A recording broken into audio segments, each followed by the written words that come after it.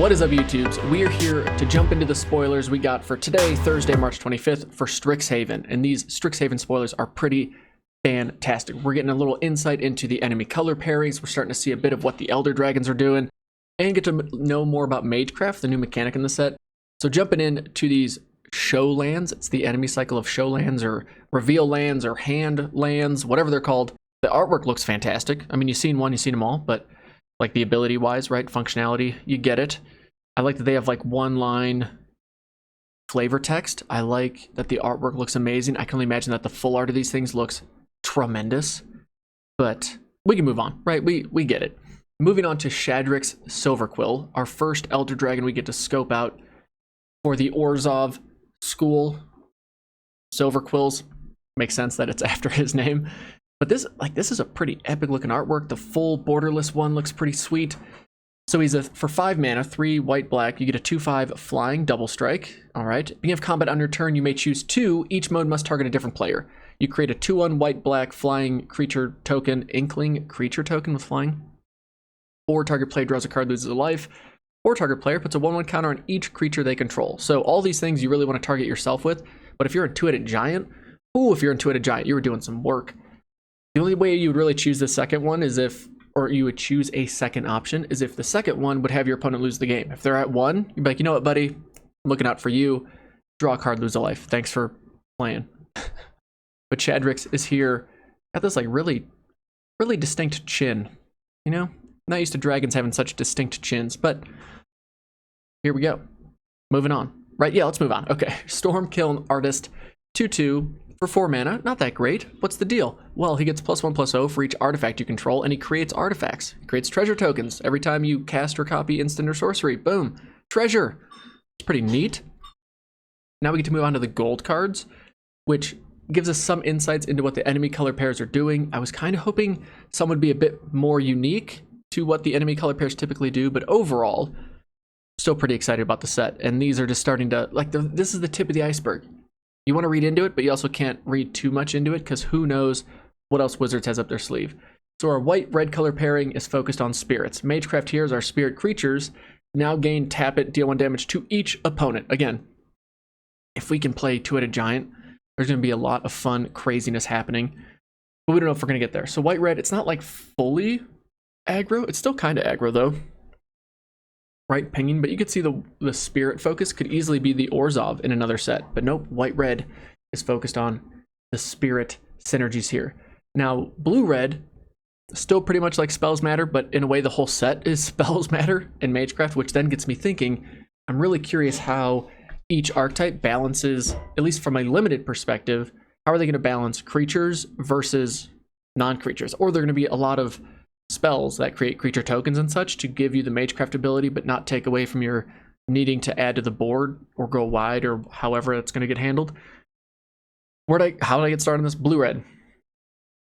Its ability is it cannot be blocked, and if you're playing those bigger spells, it gets a 1/1 counter, which is kind of nice. It's nice when your cards scale into the mid to late game, which blue-red is pretty good at it, especially here. Now blue-green, focused on that card advantage. Your magecraft is you look at the top 3, you may reveal a land card, put it in your hand, rest on the bottom. Neat. White, black, it gives target creature +1/+0. So yeah, like the white-red, white-black definitely feels like it's swapped a bit as to what they're doing. Blue-green seems pretty on flavor. Actually, blue-green and blue-red could swap a little bit. I guess blue-green looking for land, that's definitely in their wheelhouse, but getting 1/1 counter on stuff for playing big spells, that's usually a blue-green thing, isn't it? And then black-green, the old Golgari combo. Each opponent loses a life, you gain a life. So more two-headed giant funsies, but also quite in the black-green wheelhouse. So we'll see where some of the more traditional value, or I should say traditional like mechanics happenings with these cards, veer off with the other cards that we see for these schools of magic. Yeah? More to come, obviously, because this is like the second day of spoilers. Now, Professor of Symbology. We get to learn the new mechanic, which is learn. I don't know how, like the word learn just kind of feels like a weird thing to call a mechanic. Anyway, when it ETBs, you get to learn, which is you reveal a lesson card you own from outside the game. Oh, look at this. We're going to see a lesson card here soon. Or you may loot, discard a card, draw a card. So not too shabby. Next card, pop quiz. I love the artwork. Draw a card, then learn.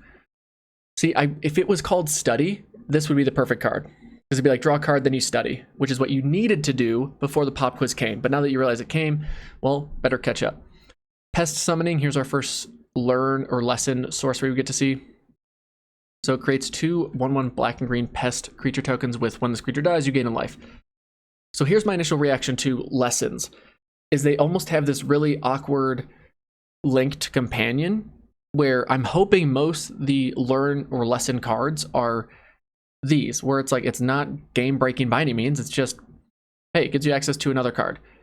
But just the fact that learn gets you card advantage is already really good. If it now allows you this consistent way to pull out game winning spells, it's gonna have another stupid edit to it like before we know it, and that's gonna be really frustrating. So I'm really hoping that this was well balanced and that they studied and learned from their past mistakes of adding consistency into Magic.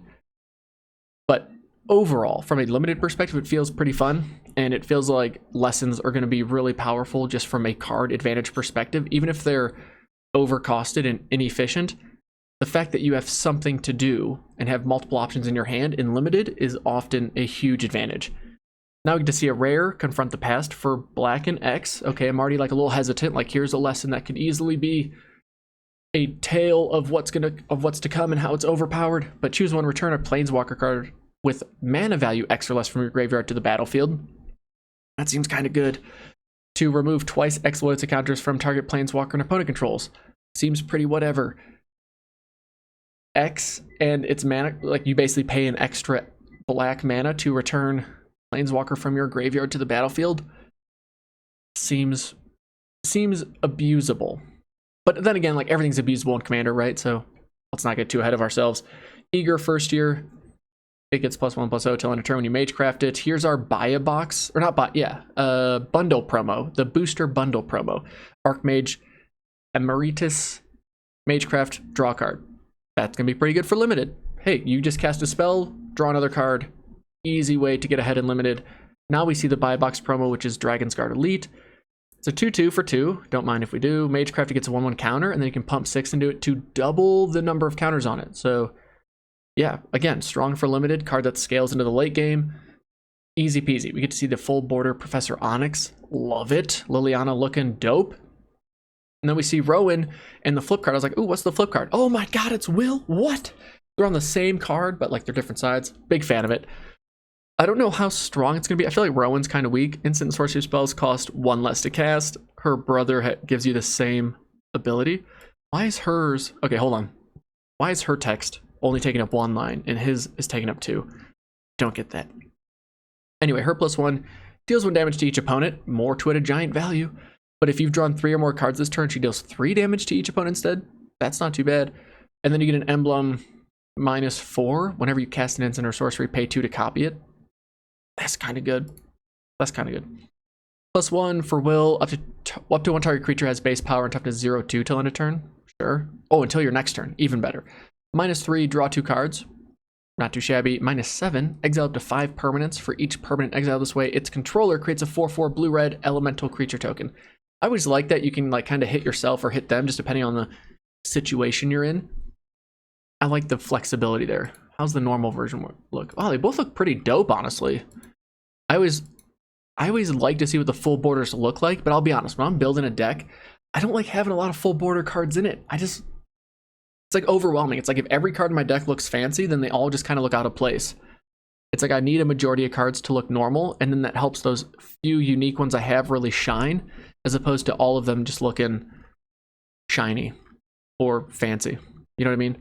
Okay, and then we also had a couple mystical archive cards get revealed. Channel. Dude, I really like these artworks. I'm just hoping that when I see them in person, again, if you're playing like a lot of them, does it just feel out of place and awkward, or do they still feel as dope as I'm hoping they do? But Channel is back. Like the OG Channel, back in action. Whirlwind Denial, not too bad. The one that counters all things on the stack, that's always a fun thing. These cards were just so sick looking. Like this Japanese Demonic Tutor, who doesn't like that? Opt looks amazing. Swords to Plowshares, brilliant. These cards look sick. Okay, but that's going to do it for today. We got to see an Elder Dragon, got to see some more mage crafting. We got to learn about lesson. We have to learn about learn. I still feel like it should have been called study. I digress. What are you all excited for? Are you digging Silver Quill? What do you think the other Elder Dragons are going to do? Who knows? That's going to do it for me, folks, though. Thank you all for watching. Thank you again to my boy Noel for sending me this time spiral box to open. If you haven't seen it, check it out. I'll put like the card up here or something, or I'll put it in the recommended videos because it was a pretty spicy box to open. If you like these t-shirts I've been wearing, I'm going to talk about them in my next video. They're kind of sick, just saying, no big deal. But yeah, that's going to do it for me, folks. Thanks for watching. Hope you're having a great day. Take it easy. Peace.